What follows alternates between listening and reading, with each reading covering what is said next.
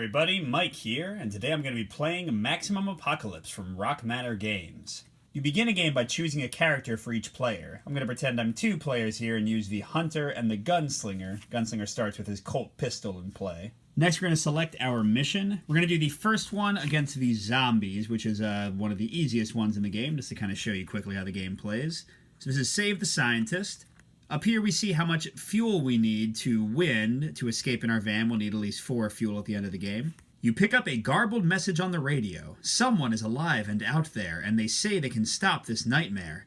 They have barricaded themselves in a police station, but are running out of time. So this determines our objective. We have to rescue the scientist at the police station. When we get to the police station, we can spend 2 actions to get the scientist, and we have to bring him back to the van. And we're going to put a boss card for the zombies off to the side. And when we find the police station, we'll draw the boss card and have to face them. So we are going to take the deck of zombie cards, this unique deck of enemies, and shuffle that. And we'll pick one of the 2 bosses randomly and put them with the scientist to be found when we find the police station. Next, we're going to build our map and our scavenge decks. So you'll see there are specific cards indicated for each of the 3 colored decks. Red is mainly fuel, green is mainly food, and blue is mainly ammo. And then also 20 map tiles that we're going to use in this game. You see I have my 3 scavenge piles ready to go and shuffled. And as for the map, you're free to arrange the tiles however you want. The more you have them in one kind of contained rectangular or square shape, the easier the game will be. But they do recommend that you leave some spaces and some weird shapes to kind of make the exploration more exciting and to have some choke points where monsters might try to get you. Finally, I put my van on the outskirts wherever I like. This seems like a pretty nice central location to start out from. And both my characters, the Hunter and the Gunslinger, go on there to begin their journey. Going to my characters themselves, I've got the Gunslinger. Again, he starts the Colt pistol in play. And items like this that have ammo will indicate how much they start with. So here we've got 4 ammo on the Colt pistol. Each character also starts with a hunger die that's going to show their current hunger level. That'll count up every turn until we get to 6 and we start starving. Finally, we start with 4 cards. Gunslinger's drawn Tactical Leadership. Select another player to take an action right now. Guns Blazing. Empty all of your weapons to deal a target 5 plus X damage, 1 point for every ammo discarded. Bulletproof Vest. Reduce damage taken by 1. And Ranger Hat. Increase damage dealt by 1 and restore 3 health when you equip it. I want more weapons. I love the Ranger Hat. That'll help me do more damage even with my basic gun. But I'm going to mulligan the other 3. You basically put those to the side, draw replacements, and then shuffle them back in. So the Gunslinger's going to get Focus Shot, spend 1 ammunition to deal 1 target 5 damage at long range. We'll see what that means soon. Another Bulletproof Vest. Ooh, end of a Revolver. A weapon with more ammo that can deal damage to multiple targets. So pretty great little opening hand here. Really happy about that. And again, we shuffle these cards back in. As for the Hunter, her power is for an action she can reveal 2 adjacent map tiles and not trigger their reveal effects. And I didn't mention this for the Gunslinger, but here's their health they can take. She's got 24, and then this is basically their stealth, their chance of not alerting enemies when they move through places where enemies are hanging out. Here we get 4 cards for her. Crossbow, 8 ammo, that's great. This is, by the way, the gear capacity that it uses it up. Each character can have up to 4 things in their gear equipped, so this will use up half her gear spots. So mid-range is the range. Again, we'll see what that means in a moment. But basically, close range means that you can attack in the same space as you. Mid-range is 1 space away, and long range is up to 2 spaces away. This is kind of similar to the Gunslinger's Revolver. It does 3 damage up to 2 different people. They can spend 2 ammo with 1 attack. She has 2 backpacks to carry extra stuff. And the new Flame Arrows. Deal 5 damage to a target and 3 damage up to 2 additional targets. A bow or crossbow must be equipped. Well, we're clearly going to keep the little 1-2 punch of the crossbow and flame arrows, but I don't think I need the backpacks yet, so I'll go ahead and mulligan those. Our replacements are another crossbow, okay. And Resourceful. Select any gear from a discard pile and put it directly into play. Wow, so I can just crossbow it up for basically forever. And finally, we do each start with an enemy in play. We'll have the Gunslinger start with a Zombie Spitter. Amount of damage it takes to defeat them, how much damage they deal to you at the end of every one of your turns. Their range, so again, mid-range means that they'll hit somebody in their space or adjacent. Oh, so this person damages all players in range, so she'll hurt the Gunslinger and the Hunter. Then for the Hunter, we've got a basic Zombie Walker, 4 life, 2 damage. Oh, and when I draw it, I draw another monster card, so she's going to start with 2. The second one is a Zombie Soldier, 8 health and 4 damage, much tougher. So with setup out of the way, I think I'll have the Hunter take the first turn. And each turn begins with a roll to spawn monsters. You'll see that the van that we start on has a little 6 in the corner, and that's the number on 2d6 that will roll to spawn monsters there. And here we got a 7. Since it matches no face-up tiles, no monsters are spawned this round. The next step in the turn is to draw a card. So we get Cover of Night. Draw 3 cards from any scavenge deck and discard one of them. That's great to get the fuel we'll need to eventually get out of here. Okay, next the hunter gets to take 4 actions. She can move 1 space for an action, she can draw a card from her deck, she can play a card in her hand, and if it's a gear card, like her arrows or her crossbow, it'll be up here and stay in play. If it's one of these cards like Resourceful and Cover of Night, you resolve the effect and then discard it. She can also take an action on a card, like her Recon action to reveal 2 adjacent locations, or if she had the crossbow, for example, played, she could do its attack action. And then finally, if she's on a location with a scavenge icon, not the van, she can draw the top card of the matching deck. So the reason I had the hunter go first is because her flame arrows have great area of effect attack, so let's go ahead and use that. So she'll equip the crossbow for her first action and the flame arrows for her second. And we get the proper ammo placed on each one, 8 ammo on the crossbow and 3 gas ammo on the flame arrows. That means to reload this we'll need fuel. To reload this we just need regular ammo cards. And the flame arrows say for range, mid-range, that means I can hit enemies in my space, and that includes enemies attached to either me or other characters in my space. So that would mean the zombie walker, the zombie soldier, and the zombie spitter that's on the gunslinger.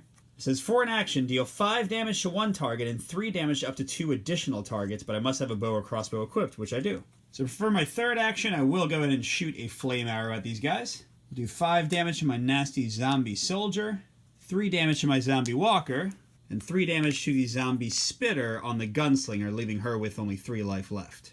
And for my final action, let's do it again. Let's shoot another flame arrow. And that'll wipe out every enemy attached to any of us. So we're kind of like Rambo in First Blood Part 2, just blasting people with explosive arrows left and right. The final steps of a turn, I increase her hunger by 1, which means now she's at 2. And again, when you get to 6, your character card flips over and you start taking damage every turn. And then finally, I would take damage for every enemy attached to me, but I blasted them all away, so I'm not taking any of that. Okay, we go over the gunslinger's turn, and we see if anybody spawns, and no. A 7, by the way, is the safe number. None of the tiles have a 7 on it, so you have a pretty good chance of not spawning every turn. So the gunslinger first draws a new card. He's got a lasso action, mid-range, stun a monster. That means they won't attack that turn and move it in front of you, so I can pull, like, the hunter's monster away from her. And for his first actual action, he's going to play the Ranger Hat. I really want that increased damage by 1. I don't care that I'm missing out on the +3 health, because now his Colt Pistol will do 3 damage with every action instead of 2. And besides that, I don't really need the bulletproof vest yet. I don't need the revolver since I already have the Colt Pistol. I think I can start moving and trying to find this police station. So for my second action, I guess I'll just go down. And this is where the hunter's ability would have been really useful. So there's a bandit camp. It has no scavenge icon. It says, when you enter, discard an equipped gear or take 5 damage. Now, I like my hat and my gun, so I'm just going to take the 5 damage out of my 28 max. Okay, no reason to stay here, so I'll take my third action, going over here. Okay, it is a river. So I have to test stealth, and for the gunslinger, that's a 7. If I get a 7 or less on 2 dice, I get to move here. Otherwise, I stay on the bandit camp. And let's see how I do. I did make it into the river. Still no scavenging opportunities here. I'd really like to find a green scavenge for some food, and then a red scavenge to get the fuel I need. So let's spend his last action going down to, oh gosh, the police station already. So a bunch of things happen. First, I do get a free scavenge when I reveal this location. So I immediately draw the top card from the blue deck. And, oh, it's nothing. Discard this card when drawn. That's not great. But then you'll remember, the first player to land on the police station gets the boss card, so I'm just getting attacked by the boss immediately. And then I need to get 2 actions spent to pick up the scientist. But we can't leave until we have 4 fuel on the van and the scientist there. So let's see which of the 2 zombie bosses came to play today. The Zombie Queen, yuck. 18 life, does 5 damage, I'm about to take that. Whenever any zombie is killed, that player must draw a new monster. Oh my gosh, well I'm glad we defeated all of ours already. So this is a bit of an ugly turn of events. I wish I had that healing from the Ranger Hat now. The Gunslinger will end his turn by increasing his hunger, and then he'll suffer damage for every card attached to him, which in this case means the Zombie Queen does another 5. He's at 10 damage out of 28 already. Alright, well clearly we need a bit of help from the Hunter, so let's see if we spawn any monsters. Oh my gosh, another 7. So, You can see here we had a 6, actually 2 6s, a 9 and a 10, and we didn't roll any of those. And by the way, if we had rolled a 6, then both the police station and the van would get attacked by monsters. If we get a location that doesn't have any of us on it, we place one of these little monster tokens, which might spawn a monster if we can't move stealthily when we go into that location again. But if we're on a location, we just get the monster straight away. Now, the hunter is a bit of a tough choice if she wants to go help the gunslinger. If she runs through the bandit camp, then she's going to get hit for 5 as well, unless she discards her flame arrows or her crossbow. And she probably could discard the flame arrows. They only have 1 shot left, so that wouldn't be too much of a loss. So yeah, let's do that because 5 damage seems like too much. So she'll use her first action moving to the bandit camp and discard the flame arrow to take no damage. And then to shoot with her mid-range crossbow, she needs to be within 1 space. So let's keep exploring, I guess. Oh, terrible luck. She gets a monster, and if she ends her turn here, she'll get another monster. So her new monster friend is another zombie spitter, going to hit her and the gunslinger potentially. 6 life and 2 damage. Don't forget, if I kill the zombie spitter before I get the zombie queen, I'll just replace it with another monster. All right, well, rather than sitting here and getting hit twice, again, I'm going to move to the police station with my 3rd action. Then with my 4th action, I'll spend 2 ammo from the crossbow because it lets me shoot 2 targets for 1 action. And that'll do 3 damage to the zombie spitter. Again, I don't want to kill her yet. And 3 damage to the zombie queen, leaving her with 15 overall. You know, I realized I forgot to draw for the hunter at the start of her turn. I got another resourceful, so once some gear goes away, like even my arrows, I can get them back. So the hunter's hunger goes up to 3, and the zombie spitter does 2 damage to the hunter and to the gunslinger. Ugh. But the gunslinger's got some bigger problems. Let's see what happens with his spawn. So he rolls a 9. That means the bandit camp gets a monster token, making that an even worse way to go. We might want to kind of wrap around, I guess. The gunslinger gets to draw a card. Ooh, hollow points. Place on a weapon. The weapon is fully reloaded and does 2 extra damage until ammo is expended. Reloading this weapon destroys this card. So I put hollow points in my Colt pistol. It's already doing 2 plus 1 from the ranger hat. 3, that would make it do 5. Oh, which means 3 shots would finish off the zombie queen. Yes! Yeah, because I was thinking no matter what, I wouldn't be able to get her because 4 shots times 3 damage would only do 12. That would still leave her with 3 life left and I'd have no actions. So it is a great draw. So I'm going to play hollow points and equip them on the Colt pistol. It goes up to 4 ammo again, which is kind of a waste because it's already there. And I'm going to spend my remaining 3 actions doing 5 damage each to hit 15 damage on the zombie queen with the 3 my hunter already did. Thanks, hunter. That'll finish her off completely. Well, that was way better than I thought it would go. I thought that I was going to die, potentially. But I do still get hungrier before it goes to the hunter's turn again. Hunter's going to roll to spawn monsters. 2. Nothing on the board has a 2, so we're okay there. She draws 1 card. Another resourceful. Gosh, I must have all 3 of those. By the way, the maximum hand limit is 10, which especially matters when you start collecting gas and stuff because those cards go into your hand. So for her actions, it's only going to take 1 action to defeat the zombie spitter, so I can save that for the end of the round. I'm going to move around. Don't forget the open field will draw me a monster if I end my turn there, so clearly I'm not going to do that. And I don't really want to go to the bandit camp, so let's see what's waiting for us over here. So I'll go 1. She could explore, but let's see what happens. 2. Oh my gosh, another open field. There's a new monster for me. This time it's a zombie dog, so 5 life, 4 damage, not great. 3, I can't end there. No, I got to a hospital. When I enter it, I get 1 health, and if I end my turn here, I'm going to heal 2 more health. Also, note this is the first one we can scavenge, and this is just what we wanted. We can get fuel here to get ready to leave. We need 4 to actually exit. So for my final action, I'll spend 2 more ammo from the crossbow. That'll finish off the zombie spitter and leave the dog pretty wounded. Now, I did heal 1 damage when I entered the hospital, so I'm at 1. Then the zombie dog hits me for 4, but since I'm ending my turn on the hospital, I heal 2 of it, so I end up with 3 damage overall. Maybe more important than the damage, I'm up to 4 hunger, so getting pretty close to starving unless I find some food source soon. Alright, the gunslinger has to roll to summon monsters. Gets another 9, so yeah, that bandit camp is definitely out. And he draws a card. I would love a horse to move more quickly. But no, guns blazing, I can discard a lot of ammo to do a bunch of damage. Now, of course, I need to get the doctor before I leave the police station, so I might as well start doing that now. It costs 2 actions to get the scientist, and he means that I can't sneak past monsters, so I'm just going to have to encounter them. I know he does use up 1 of my gear spots, and between the hat and him, the Colt pistol not taking up any, I only have 2 spots left. So with 2 actions remaining, I don't want to move to the open field because I'll just be stuck there and have to draw a monster at the end of the turn. So I think instead I'll scavenge the blue deck, see if I can get some ammo for my guns. So this is for my third action, and I draw... Oh, wow, a lot of food. Reduce hunger by 4. That's amazing, but it still takes an action to play this. And by the way, each location can only be scavenged once per turn, so I can't just keep on searching at the police station. I'll have to move somewhere else. So for my last action, let's get another weapon queued up. Play my revolver with 6 ammo on it. And then my hunger counts up to 4, although that's not nearly as bad now that I know I have some food waiting for me to eat. Alright, back to our hunter and the zombie dog attacking her. Get a 5. Ah, nothing. Great. So first she's definitely going to want to keep scavenging red as much as she can to try to get fuel, because most of the fuel is in the red deck. So for her first action, she'll scavenge. Get another empty-handed. She's not having much luck, is she? Now, not much reason for her to run away yet, so I think I'll just use a second action to defeat the zombie dog. And third action, let's play Cover of Night. Draw 3 cards from every scavenge deck and discard 1 of them.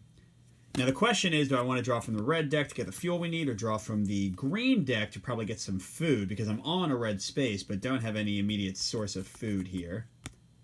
So yeah, let's go for the food and just play it safe for now. So I draw 3 cards. Oh my gosh. So there were 2 fuel in the green deck, and I just happen to have gotten both of them. I also got a flashlight. Whenever you take the scavenge action, draw 2 cards and put 1 on the bottom of the deck. So these do use up space in my hand, so I'm at 7 cards out of a maximum 10. And I also have absolutely no food, so great, I guess. So for her fourth action, she could move over, but let's use her reveal power instead just to be safe. Now here it didn't matter much. This is the tunnel. There's another paired tunnel somewhere in the board, and I can move from this tunnel to another one as an action. And she's now up to 5 hunger, so next turn she'll start starving and taking automatic damage. But she does heal 2 for ending her turn at the hospital again. She's availing herself of those healing resources. Alright, the gunslinger's going to have to run over to join the hunter. Hopefully he doesn't have anybody in his way. 6.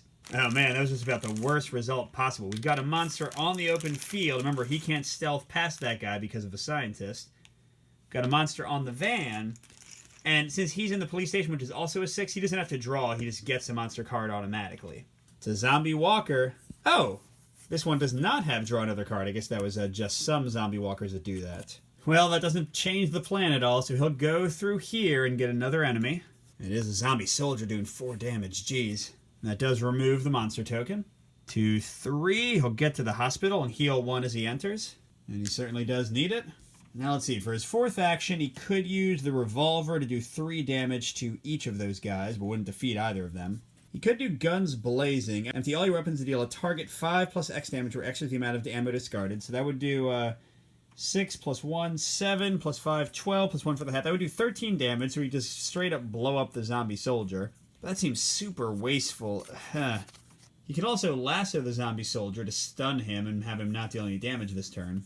But maybe the best option is to play the bulletproof vest and prevent 1 of the damage from each of those guys. Now that'll be my 4th gear spot with the revolver, although the Colt I can get rid of whenever I want to since it's already empty. And that'll be my 4th gear spot with the bulletproof vest taking up 1, the revolver 1, the ranger hat 1, and the scientist 1. So then with the -1 from the armor, I'm taking 1 damage from the walker, 3 from the soldier, so that's 4, but then I'm healing 2 for ending at the hospital, so I'm just taking 2 damage overall. That brings me to 13, just about half dead. And I didn't actually eat yet, so my food ticks up to 5, although I did forget to draw a card again. Ooh, more hollow points. That could help me out. Alright, so we're together on the hospital. Gosh, I hope we don't roll a 3. And we didn't, a 7 again. Okay, so that's not too bad. Hunter gets a card. Another backpack. Not great. Well, let's see. She's got these resourcefuls sitting around, so let's put the flame arrows back in play by playing this. And they do come back with their full 3 ammo each time they come in. Then for her second action, she'll shoot 1 flame arrow at the zombies on the gunslinger. She's going to stop there, though, because she really needs to find some food quickly. So she'll deal 5 damage to the zombie soldier, leaving him with only 3 left, and 3 damage to the walker. That leaves both of them within killing distance with the revolver that the gunslinger's holding. Now, she could move on to get some food, but there might be food in the red deck, so I think she's going to equip the flashlight for her final gear spot. And for her fourth action, she'll search the red deck. She's drawing 2 cards this time, but putting 1 of them on the bottom of the deck. And there we go, we got some food. It's only value 1 food, though. And spare parts to retrieve a card from her discard pile. Ooh, actually, I think that might be better because that cover of night will let her scavenge a ton. So even though I was looking for food, that's such a weak one. Let's put that back on the bottom of the deck. All right, now you get to see the fun of starvation. So the hunter is going to flip now that she's gotten to 6. And she puts her hunger die on the first spot, a 2, so she's going to take 2 damage immediately. And if she's still starving next round, she'll take 4, then 6, then 8, and then dead automatically. So that brings her up to 3 damage. She's looking much better than the gunslinger, but I don't like where she's going. All right, gunslinger spawn roll. It's an 11. Nope, nothing on the board with that. Just draw a card. Oh, a horse. Nice. Move it to 2 spaces or discard to reduce the hunger of all players by 1. But it does take up 2 gear spots, which he can't really afford right now. All right, so for his first action, he'll shoot his revolver, and he can shoot 2 different targets by spending an extra ammo. And with the bonus from his ranger hat, he'll defeat both the zombie soldier and the walker. For his second action, he'll eat his food to reduce his hunger by 4. That brings him all the way back down to 1. He is feeling very full indeed. For his third action, he'll keep scavenging along with the hunter. Oh, we got another fuel. We only need 1 more to escape. For his fourth action, I think we should probably stay on the hospital and try to get that last fuel. So I think he'll play some hollow points.